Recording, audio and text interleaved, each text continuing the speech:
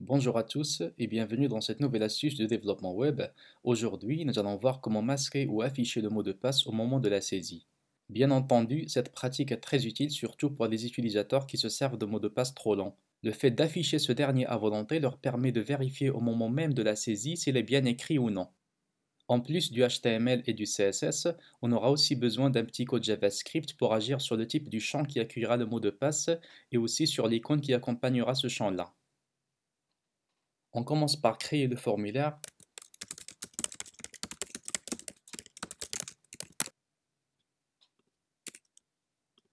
On va mettre un titre qui invite l'utilisateur à s'authentifier par exemple.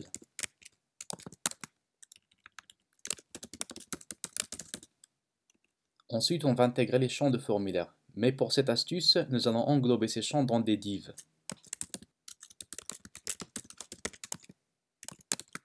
Je leur ai attribué la classe input. Ensuite, j'intègre le premier champ, c'est-à-dire celui qui va accueillir le login.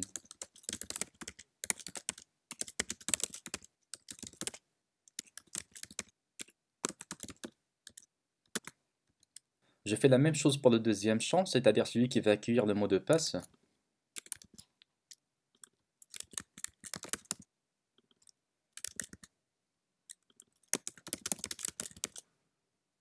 À côté de ce champ, je vais intégrer l'icône qui indique si le mot de passe est affiché ou masqué.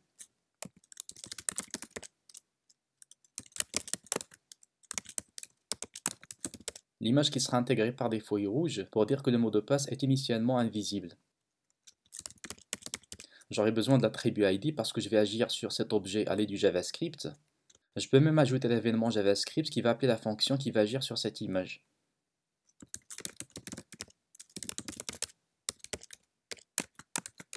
Que j'appelle changer dans un premier temps. Enfin, je vais intégrer le bouton type submit. En fait, je ne vais pas intégrer le bouton lui-même, mais juste une div qui va faire office de ce bouton-là. Il aura la même classe que j'ai attribuée au login et au mot de passe. Et en plus de ça, je vais ajouter notre classe particulière que j'appelle par exemple submit. Et pour le texte, je mettrai s'authentifier.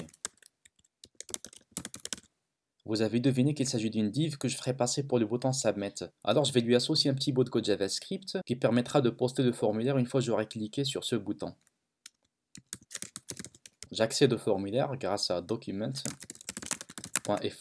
et j'appelle la méthode submit. Dans ce cas, une fois que j'aurai cliqué sur cette div, il va automatiquement soumettre le formulaire via la méthode post. Alors voyons le résultat. Donc ça ressemble un petit peu à ça. Là c'est le titre H1 et là c'est la zone qui accueillera le login. Et là c'est la zone destinée au mot de passe. Et là bien sûr c'est le bouton. Après c'est le CSS qui va mettre en valeur tout ce que j'ai intégré. Je commence par le sélecteur forme. Bon, je vais par exemple appliquer une largeur de 500 pixels.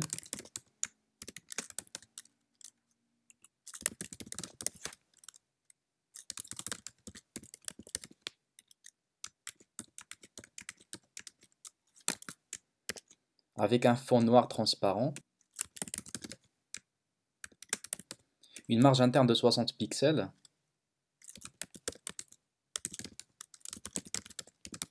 Et box sizing avec la valeur border box pour conserver la largeur initiale de 500 pixels même si j'ai appliqué un padding.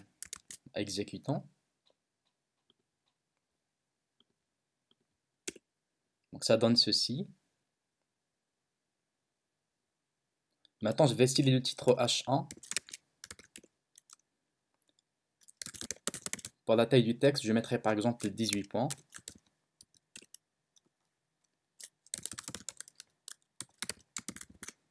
Avec une couleur blanche. Je voudrais aussi appliquer une bordure basse en guise de séparateur.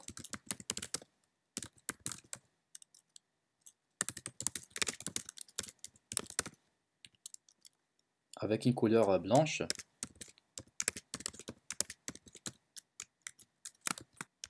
Associé à une petite transparence.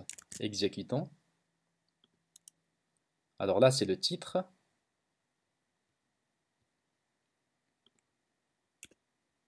Maintenant, je vais styler les divs qui contiennent les deux inputs auxquels j'ai appliqué la classe input.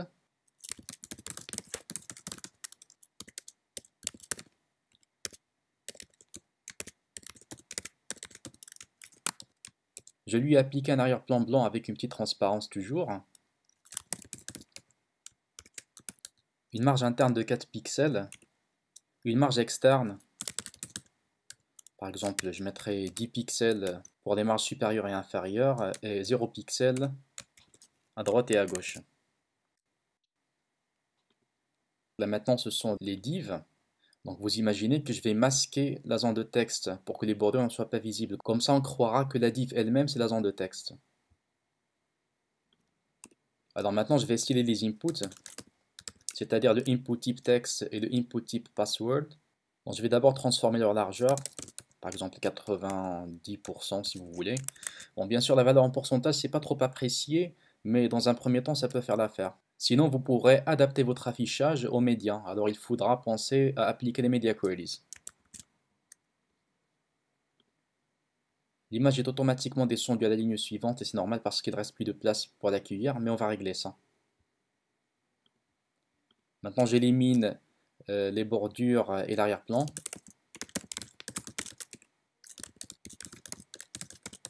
Et aussi le outline.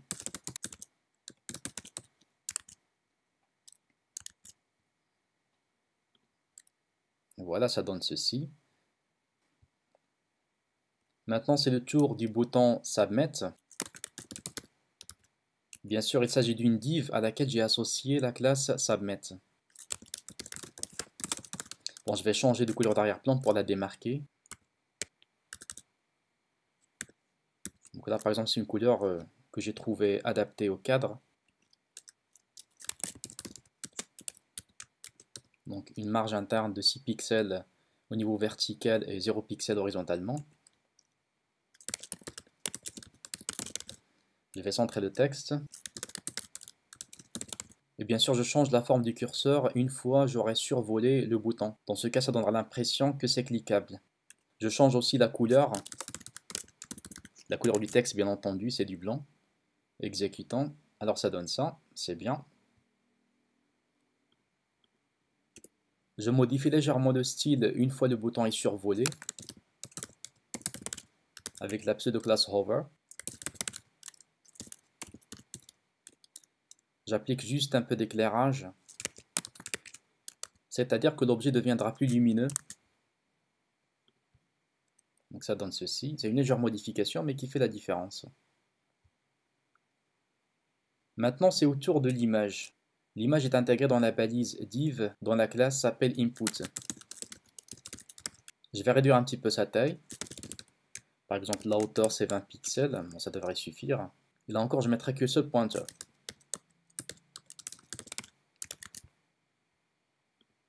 Bon, ça donne ceci, c'est bien. Sauf que ce n'est pas centré au niveau vertical, donc je mettrai vertical align middle. D'ailleurs, je fais la même chose pour le input. Bon, pour qu'il soit centré l'un par rapport à l'autre. Donc là, c'est le texte et là, c'est le mot de passe. Alors, on a l'impression que ça, c'est la zone de texte et ça, c'est la zone de passe, mais en fait, ce sont juste des divs, alors que les vraies zones sont masquées. Bon, côté style, je crois qu'on a fini avec. Donc maintenant, c'est au tour de JavaScript. J'ai déjà prévu une fonction qui s'appelle changer, qui va s'appeler une fois que j'aurai cliqué sur l'image ou bien l'icône. Alors je préfère déclarer mes scripts juste avant la fermeture de la balise body. Je vais initialiser une variable que j'appellerai e avec la valeur boolean true pour dire par exemple que le mot de passe est masqué. Ça c'est la valeur par défaut. Pour la fonction changer, je commence par vérifier la valeur de e. Donc si e est égal à true, ce qui est déjà le cas initialement, dans ce cas je vais changer le type de la zone de texte, ou plutôt la zone de mot de passe. C'est-à-dire qu'initialement, la zone de mot de passe masque les caractères, c'est normal. Mais une fois que j'aurai cliqué sur l'image, dans ce cas, je suis censé afficher les caractères. Et c'est ce que je vais faire justement. Donc là, je vais cibler le input par son ID, que je vais ajouter d'ailleurs ici. Donc, je vais l'appeler pass. Et je vais agir sur l'attribut type.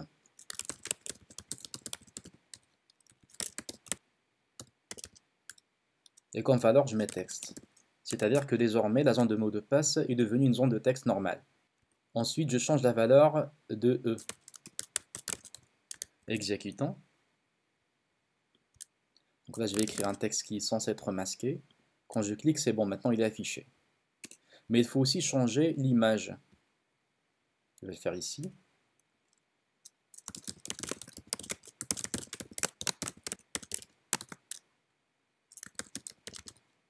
Je vais juste agir sur la source parce que j'ai déjà prévu deux images. Voilà, redeye.png et greeneye.png. Donc je mettrai greeneye.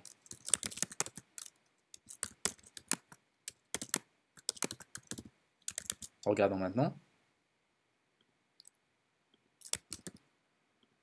Voilà, le texte est apparu et l'image a changé. Maintenant, quand je reclique, je dois rétablir ce qui était par défaut. Ça veut dire je masque le mot de passe et l'image deviendra rouge. Donc, je mettrai else. Bon, je vais juste copier ce bout de code. J'intègre ici. Et là, je mettrai password. Là, c'est red. Et là, je mets true. Voilà, exécutant.